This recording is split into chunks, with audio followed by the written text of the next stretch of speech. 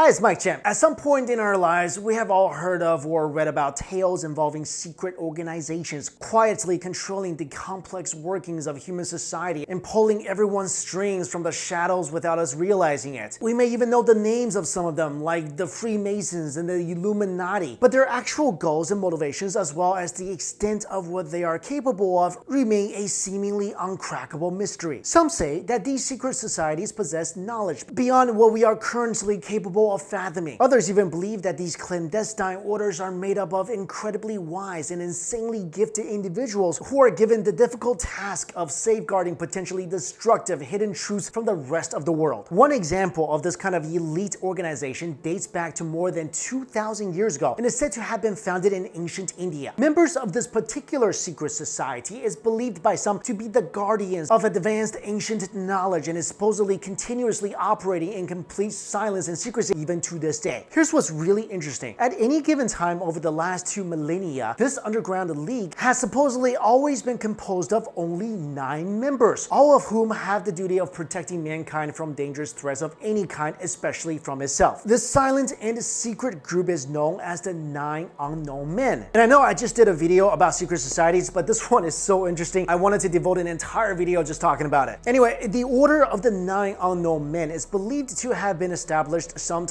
after 226 BC, during the reign of Emperor Ashoka. He was the grandson of legendary Emperor Chandragupta, who is credited for unifying several territories in the Indian subcontinent into one empire. To measure up to the legacy his grandfather had left behind, Emperor Ashoka plotted to conquer the region of Kalinga, which was located between modern-day Calcutta and Madras. It was initially thought that the empire's occupation of Kalinga's villages would be a swift one. However, the Kalingans resisted the imperial presence in their region, which ultimately led to a full-scale war. Ashoka's military forces won out in the end, but at the cost of more than 100,000 deaths of the Kalinga's warriors. This senseless bloodbath that ended the lives of so many made the once cold-blooded and ruthless emperor to completely abandon the path of violence for good. So instead of subjugating people through force and violence, Emperor Ashoka thought it'd be better to win people's hearts by observing the laws of duty and piety. He also converted to Buddhism, and his efforts allowed the religion to spread in India, Malaysia, as well as Indonesia. His contributions to its propagation also affected Nepal, China, Tibet, and Mongolia. His sincere intent to refrain from taking a life has also led him to become a sworn vegetarian. He encouraged others to follow suit, but did not force them to pursue vegetarianism. He was also tolerant of those who followed a different faith from what he believed in. Emperor Ashoka also saw men's tendency to utilize their intelligence and knowledge to serve malevolent purposes and to perpetrate evil through warfare. So he decided to save mankind from itself by devising a way to protect all kinds of scientific and technological discoveries from those who may intend to use it to do harm to others and bring all of society to its knees. He did this by selecting 9 brilliant men of science who were given the challenging task of collecting, recording, and preserving all available advanced knowledge and scientific discoveries from around the world and withholding them from everybody else. To accomplish this, each of the 9 men was assigned a specific book on a certain science-related topic, and they must continuously expand each book's contents and keep it hidden from the world. These men vowed to never interfere with the affairs of every civilization that had come and gone, only observing what transpires in the shadows except when mankind's very existence is under serious threat. And supposedly for more than 2,000 years, this secret society always had only 9 members. If one was no longer able to complete his duty, a worthy successor was always selected to take on the role until the time comes later on that he must be replaced as well. So what's in these books? There have been much speculation about the contents of each of the 9 legendary books. English author Talbot Mundy in particular published a book in the 1920s titled The 9 Unknown Men, and it disclosed that the topics of the alleged 9 enigmatic texts cover a variety of scientific disciplines and knowledge like psychology and natural science. Interestingly, most of them should have been completely unheard of during the reign of Emperor Ashoka, and some of them we are still not even able to completely grasp today. The first book supposedly contains various techniques of propaganda and teachings about psychological warfare. According to Mundy, the most dangerous of all sciences is that of molding mass opinion because it would enable anyone to govern the whole world. The second book is about physiology and purportedly contains secret information on how to kill people just by touching them. The Den Mach, maybe? I think Bruce Lee died from that. This move is called, the touch of death, and it entails reversing a person's nerve impulse. It is suggested that the Japanese martial arts judo was actually developed through the leakages from the 9 Unknown Men's second book. The third volume volume of the book is supposed to be about microbiology and biotechnology, while the fourth book contains hidden knowledge about alchemy as well as the transmutation of metals. I guess like how to create gold. That is why, according to legend, the Nine Unknown Men is responsible for secretly providing massive quantities of gold to religious temples and relief groups in times of natural catastrophes like droughts. The fifth book supposedly had extensive information on all means of communication, both terrestrial and extraterrestrial, which could mean that the Nine Unknown Men already knew from a long time ago that aliens do exist. The sixth volume holds the secret of gravity and also contains details on how to build an anti-gravity spaceship called the Vimana. The seventh book has extensive information on cosmology and answers some of the mysteries of the universe, as it also contains hidden knowledge on traveling faster than the speed of light, interdimensional travel, and bending the space-time continuum. The eighth book is believed to be about light, its real nature, its speed, and how it can be harnessed by humans to turn into weapons of destruction like lasers. Finally, the ninth and final book is all about sociology, and according to Mundi, it contains the rules of the evolution of human societies, as well as the secrets of how their decline can be predicted, hastened, or even prevented. Now, while all 9 books were supposedly kept secret from the rest of mankind, there are said to have been instances during which some valuable information from the texts have been leaked to help push man's technological advancements in the right direction. Various medical breakthroughs, as well as new technologies in aeronautics and nuclear weaponry, can be credited to the Nine Unknown Men, making some of their secret knowledge known to the outside world. However, they only intentionally disclose valuable information when mankind is in dire need of aid, and these wise men supposedly only revealed themselves to those they deemed worthy of learning and spreading such advanced knowledge. Now, of course, we don't know if the secret society actually does exist, and I'm thinking as an emperor during the period of discord and continuous conflict, if Ashoka did create this organization, he may have really wanted to get the upper hand against his enemies by gathering a group of men and assigning them to study new battle tactics and develop advanced weaponry and technologies. However, whether this enlightened secret society really possessed advanced ancient knowledge, and whether this society really managed to live on for the next 2,000 years quietly observing the world, that I don't know. I mean, if you've been watching this channel for a while, you know I do believe that advanced ancient civilizations have existed. I mean, it could be possible that their knowledge is still somewhere on this planet. I just don't know if there's like 9 people,